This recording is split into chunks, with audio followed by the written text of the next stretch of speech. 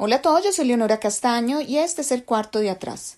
No olviden que además de estas lecturas en mi podcast El Cuarto de Atrás en Spreaker o en Spotify, ustedes pueden ver todos los videos que he ido incluyendo a lo largo de estas 2 temporadas, suscribiéndose a mi canal de YouTube, El Cuarto de Atrás, Leonora Castaño, así juntico para que me encuentren más fácil. Recuerden que en El Cuarto de Atrás invitamos cada semana a un escritor y leemos 2 de sus cuentos cortos. Uno en el podcast y otro en el video para que podamos tener un mejor conocimiento de nuestro escritor invitado. Hoy precisamente vengo a leerles un cuento de Bret Harte. Bret Harte es un escritor estadounidense nacido en 1836, reconocido como poeta por ser uno de los más grandes cuentistas de su país y en especial por sus relatos sobre las primeras migraciones al oeste y los pioneros en California. Su poema humorístico El chino pagano se popularizó en su época y lo hizo famoso de costa a costa en Estados Unidos. Su obra puede entenderse ubicada dentro del realismo costumbrista con alguna dosis de romanticismo. A pesar de su carácter pendenciero y borrachín, contó entre sus amigos a escritores de la talla de Mark Twain y Charles Dickens. El cuento que hoy vengo a leerles se llama El hijo pródigo de Mr. Thompson y dice así. Todos sabíamos que Mr. Thompson andaba en busca de su hijo y, por cierto, que era buena pieza. No fue un secreto para sus compañeros de viaje que venía a California con este único objeto. Con claridad sin igual y voluble franqueza, nos puso el padre al corriente así de las particularidades físicas como de las flaquezas morales del ausente hijo pródigo. ¿Hablabais de un joven que ahorcaron en Red Dog por robar un filón?, decía un día Mr. Thompson a un pasajero de cubierta. ¿Recordáis el color de sus ojos? Negros, contestó el pasajero. Ah, dijo Mr. Thompson, como quien consulta un memorándum mental. Los ojos de Carlos eran azules. Y se alejaba enseguida. Sea por tan poco simpático sistema de pesquisas, o por aquella predisposición del oeste a tomar en broma cualquier principio o sentimiento que se exhiba con sobrada persistencia, las investigaciones de Mr. Thompson sobre el particular despertaron el buen humor de los pasajeros. Un anuncio gratuito sobre el ignorado Carlos, dirigido a carceleros y guardianes, circuló privadamente entre ellos, y todo el mundo recordó haber visto a Carlos en circunstancias dolorosas. Pero en favor de mis paisanos, debo confesar que cuando se supo que Thompson destinaba unas fuertes sumas a su quimérico proyecto, solo en voz baja siguieron las bromas, y nada se dijo, mientras él pudo oírlo, que fuera capaz de acongojar el corazón de un padre, o bien de poner en peligro el provecho que podían esperar los bromistas de mala ley. La jocosa proposición de Mr. Bracy Tibbets de constituir una compañía en comandita con el objeto de hallar al extraviado joven obtuvo, en principio, un serio apoyo. Superficialmente considerado, el carácter de Mr. Thompson no era pintoresco ni amable. Su historia, tal como él mismo nos la comunicó un día en la mesa, era práctica, aunque en medio de sus extravagancias. Después de una juventud y edad madura ásperas y voluntariosas, durante las cuales había enterrado a disgustos a su esposa y obligado a embarcarse a su hijo, experimentó, de repente, una vocación religiosa. La cogí en Nueva Orleans en el año 59, nos dijo Mr. Thompson como quien se refiere a una epidemia. Pasadme los guisantes. Quizás este temperamento práctico fue el que le sostuvo en su indagación aparentemente infructuosa. No tenía indicio alguno del paradero de su fugitivo hijo, ni mucho menos pruebas de su existencia. Con el confuso y vago recuerdo de un niño de 12 años, esperaba ahora identificar al hombre de 25. Parece que lo consiguió. Cómo se salió con la suya era una de las pocas cosas que no contaba. Creo que hay dos versiones del suceso. Según una de ellas, Mr. Thompson, visitando un hospital, descubrió a su hijo gracias a un canto particular que entonaba un enfermo delirante soñando con su niñez. Esta versión, dando como daba ancho campo a los más delicados sentimientos del corazón, se hizo muy popular y narrada por el reverendo Mr. Washington al regreso de su excursión por California, jamás dejó de satisfacer al auditorio. La otra, menos sencilla, es la que yo adoptaré aquí y por lo tanto debo relatarla minuciosamente.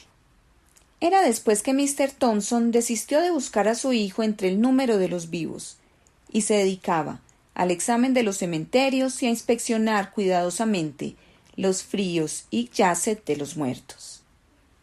En esta época visitaba con cuidado la montaña aislada, lúgubre cima bastante árida ya en su aislamiento original y que parece más árida aún por los blancuzcos mármoles con que San Francisco da puerto a los que fueron sus ciudadanos, y les protege de un viento furioso y persistente que se empeña en esparcir sus restos, reteniéndoles bajo la movediza arena que rehúsa cubrirlos.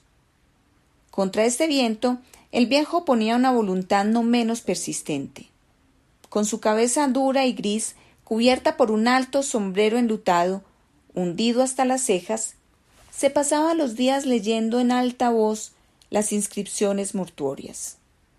La frecuencia de citas de las Santas Escrituras le gustaba, y se complacía en corroborarlas con una Biblia de bolsillo. Aquellas de los Salmos, dijo un día al cercano enterrador. El hombre no contestó. Sin inmutarse en lo más mínimo, Mr. Thompson se deslizó en la abierta fosa y entabló un interrogatorio más práctico. ¿Habéis tropezado alguna vez en vuestra profesión con un tal Carlos Thompson? El diablo se lleve a Thompson, replicó el enterrador secamente. Si no tenía religión, creo que ya lo habrá hecho, respondió el viejo trepando fuera de la tumba. Esto dio quizás ocasión a que Mr. Thompson se demorara más tiempo del acostumbrado. Al volver de frente hacia la ciudad, principiaron a brillar ante él las luces, y un viento impetuoso, que la neblina hacía visible, ya le impelía hacia adelante, ya como puesto en acecho, le atacaba enfadosamente desde las esquinas de las desiertas calles de las afueras. En uno de estos recodos, otra cosa no menos indefinida y malévola se arrojó sobre él con una blasfemia, encarándole una pistola y requiriéndole el bolsillo. Pero se encontró con una voluntad de hierro y una muñeca de acero. Agresor y agredido rodaron juntos por el suelo. En el mismo instante, el viejo se irguió cogiendo con una mano la pistola que había arrebatado y con la otra sujetando con el brazo tendido la garganta de un joven de hosco y salvaje semblante. «Joven», dijo Mr. Thompson, apretando sus delgados labios, «¿cuál es vuestro nombre?» «Thompson». La mano del anciano resbaló desde la garganta al brazo de su prisionero, aunque sin disminuir la presión. «Carlos Thompson, ven conmigo», dijo luego, y se llevó a su cautivo al hotel. Lo que tuvo lugar allí no ha trascendido fuera, pero a la mañana siguiente se supo que Mr. Thompson había encontrado a su hijo. A la anterior narración inverosímil debe añadirse que nada había que la justificase, ni en la apariencia ni en los modales del joven. Grave, reservado y hermoso, entregado en cuerpo y alma a su recién hallado padre, aceptó los beneficios y responsabilidades de su nueva condición con cierto aire serio que se asemejaba al que hacía falta a la sociedad de San Francisco y que ella rechazaba. Algunos quisieron despreciar esta cualidad como una tendencia a cantar salmos. Otros vieron en esto las cualidades heredadas del padre y estaban dispuestos a profetizar para el hijo la misma dura vejez. Mas todos convinieron en que era compatible con los hábitos de hacer dinero, por los cuales padre e hijo eran respetados. Y sin embargo, el anciano parecía que no era feliz. Tal vez porque la realización de sus deseos le había dejado sin una misión práctica. Tal vez, y esto es lo más probable, sentía poco amor por el hijo que había recobrado. La obediencia que de él exigía le era otorgada de buen grado. La conversión en que había puesto su alma entera fue completa.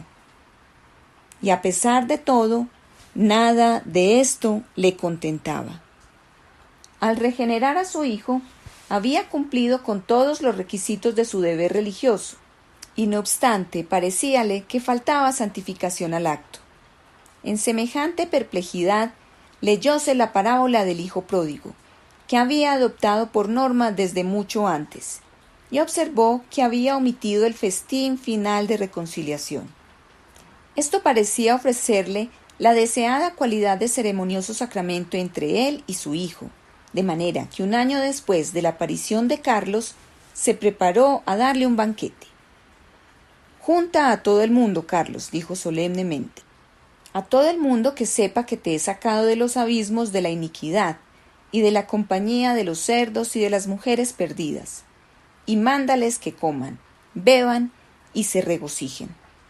Tal vez el anciano tenía para esto otro motivo, no analizado aún claramente. La hermosa casa que había construido sobre las arenosas colinas parecíale a veces triste y solitaria. A menudo sorprendíase a sí mismo tratando de reconstruir con las graves facciones de Carlos las de aquel niño cuyo vago recuerdo tanto le ocupó en el pasado y en el que tanto pensaba hoy. Figurábase que era esta señal de que se le acercaba la vejez y una segunda infancia con ella.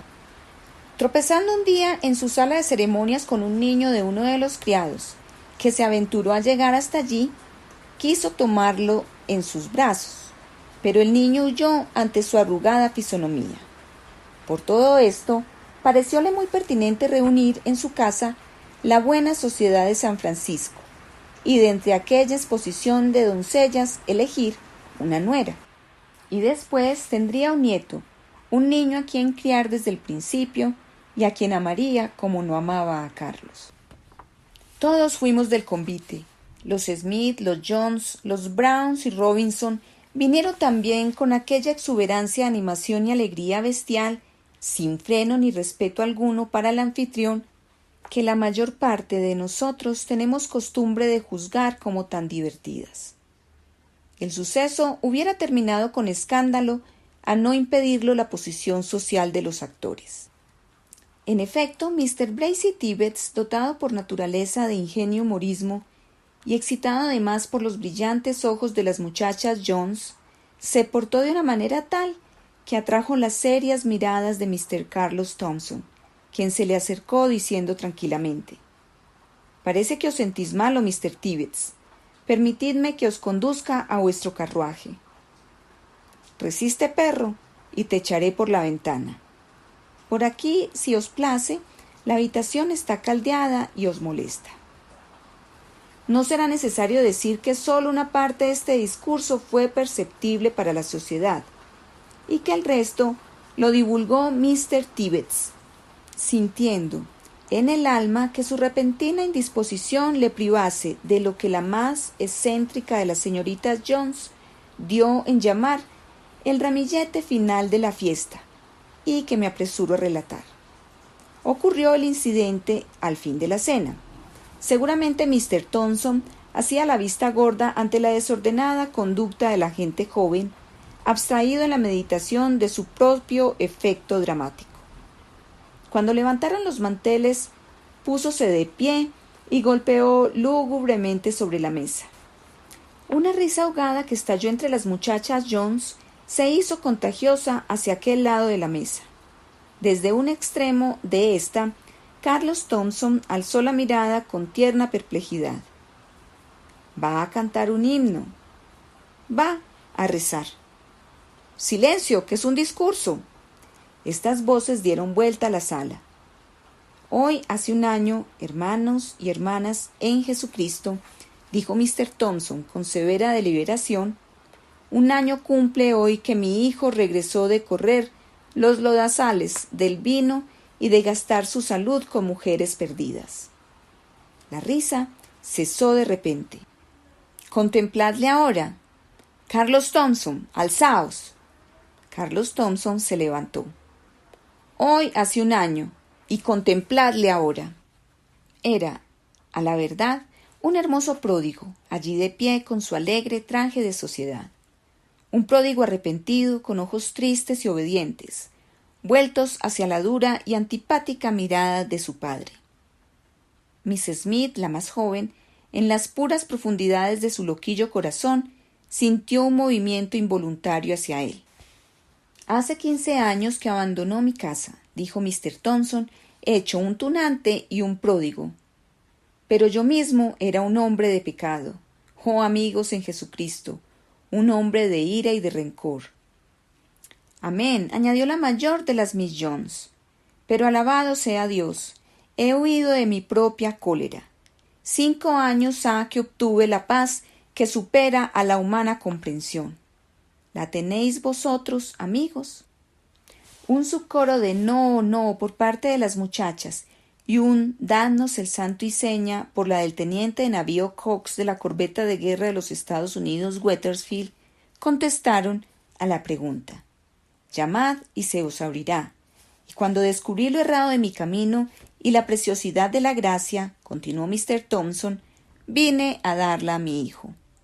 Por mar y por tierra busquéle y no desmayé. No esperé que él viniera a mí, lo cual podría haber hecho, justificándome con el libro de los libros en la mano, sino que le busqué en el cieno, entre los cerdos, y... El final de la frase se perdió por el roce de los vestidos de las señoras al retirarse. Obras, hermanos en Jesucristo, es mi divisa. Por sus obras les conoceréis. Y ahí están las mías. La obra particular y manifiesta que aludía a Mr. Thompson miraba fijamente con lívido rostro hacia una puerta abierta que daba a la terraza, atestada hacía poco de criados mirones y convertida ahora en escena de vago tumulto. Entre el ruido cada vez creciente, un hombre miserablemente vestido y hecho una cuba se abrió paso por entre los que se le oponían y penetró en la sala tambaleándose. Evidentemente, el brusco cambio entre la neblina y oscuridad de afuera y el resplandor y el calor de dentro le deslumbraron. En su estupor, quitóse el estropeado sombrero y lo pasó 1 o 2 veces ante los ojos mientras se sostenía, aunque con poca seguridad, contra el respaldo de una silla. De súbito, su errante mirada cayó sobre la pálida fisonomía de Carlos Thompson, y con un destello de infantil inteligencia y una débil risa de falsete, echóse hacia adelante, agarróse a la mesa, hizo caer los vasos y finalmente se dejó caer sobre el pecho del pródigo.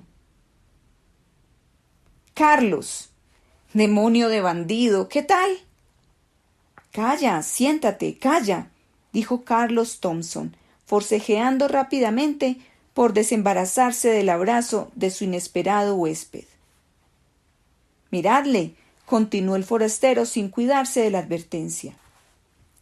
Y reteniendo al desgraciado Carlos con el brazo tendido, en amorosa y expresiva admiración, lleno de ternura, continuó. Miradle, pues, a este pillastre. Carlos, así Dios me condene, estoy orgulloso de ti. Salid de casa, dijo Mr. Thompson, levantándose con la amenazadora y fría mirada de sus ojos grises. Carlos, ¿cómo te atreves? Cálmate, vejete. Carlos, ¿quién es ese tío, Cállate, desgraciado. Vamos, toma esto. Y con mano nerviosa Carlos Thompson llenó de licor una copa. Bebe y vete, hasta mañana. En cualquier parte, pero déjanos. Vete ahora. Pero antes que el miserable pudiera beber, el anciano, pálido de rabia, precipitóse sobre él. medio llevándolo en sus poderosos brazos, medio arrastrándole a través del grupo de asustados comensales que le rodeaban, alcanzó la puerta, abierta de par en par por los criados. Cuando Carlos Thompson, como estremecido por el horror, exclamó: «¡Deteneos!». Paróse el anciano. A través de la puerta abierta de par en par, la neblina y el viento penetraban fríamente. «¿Qué significa esto?», preguntó volviendo hacia Carlos su lúgubre cara. «Nada, pero deteneos por amor de Dios. Esperad hasta mañana, pero no esta noche. No lo hagáis, os lo suplico. No hagáis esto». Había un no sé qué en el tono de la voz del joven, o tal vez en el contacto del miserable que luchaba entre sus poderosos brazos. Sea como fuere, un terror confuso e indefinible se apoderó del corazón del anciano, que murmuró con voz ronca: «¿Quién es este hombre?». Carlos no contestó. «¡Atrás todos!», gritó con voz de trueno Mr. Thompson a los convidados que le rodeaban. «Carlos, ven aquí. Yo te lo mando. Yo os ruego, me digáis quién es este hombre». Solo 2 personas oyeron la contestación, que salió débil y quebrantada de los labios de Carlos Thompson: «Vuestro hijo». Cuando se levantó el día por encima de las áridas colinas de arena, los convidados habían desaparecido de los festivos salones de Mr. Thompson. Las luces ardían aún pálidas y tristes en las desiertas habitaciones. En este abandono, solo 3 personas se acurrucaban apretadas en un ángulo de la fría sala como para calentarse mutuamente. La una, tendida en un sofá, dormía el sueño de la borrachera. Sentábase a sus pies el que hemos conocido por Carlos Thompson, y junto a los 2, encogida y rebajada a la mitad de su tamaño, encorvábase la figura de Mr. Thompson, fija la mirada, los codos sobre las rodillas y tapándose con las manos los oídos, como para evitar la voz triste y suplicante que parecía llenar la sala. Dios sabe que no empleé voluntariamente artificios para engañaros. El nombre que di aquella noche fue el primero que se me ocurrió, el nombre de uno a quien creí muerto, el del disoluto compañero de mi vergüenza. Y cuando más adelante me interrogasteis, empleé el conocimiento que de él había adquirido para enternecer vuestro corazón por mi libertad. Juro que únicamente fue por esto, pero cuando me dijisteis quién erais y vi por primera vez abrirse ante mí una nueva vida, entonces, oh Señor, si estaba hambriento, desnudo y sin recurso cuando iba a robaros vuestro oro, me sentía solo en el mundo, infeliz y desesperado, cuando quise robaros vuestra ternura. El anciano permanecía inmóvil. Desde su suntuoso lecho, el recobrado hijo pródigo roncaba tranquilamente. Yo no tenía padre que pudiera reclamar. Nunca conocí más hogar que éste. Caí en la tentación. He sido tan dichoso, tan dichoso. Levantóse y permaneció de pie ante el viejo. No temáis que me interponga entre vuestro hijo y su herencia. Abandono hoy este lugar para jamás volver. Señor, el mundo es grande y gracias a vuestra bondad sé ahora ganarme honradamente la vida. Adiós. ¿No queréis aceptar mi mano? Pues bien, sea. Adiós. Y se volvió para marcharse, pero cuando llegó a la puerta, retrocedió de repente, y alzando entre ambas manos la encanecida cabeza, la besó 1 y 2 veces. «Carlos». No hubo contestación alguna. «Carlos». Levantóse el anciano estremecido y corrió bamboleándose débilmente hacia la puerta.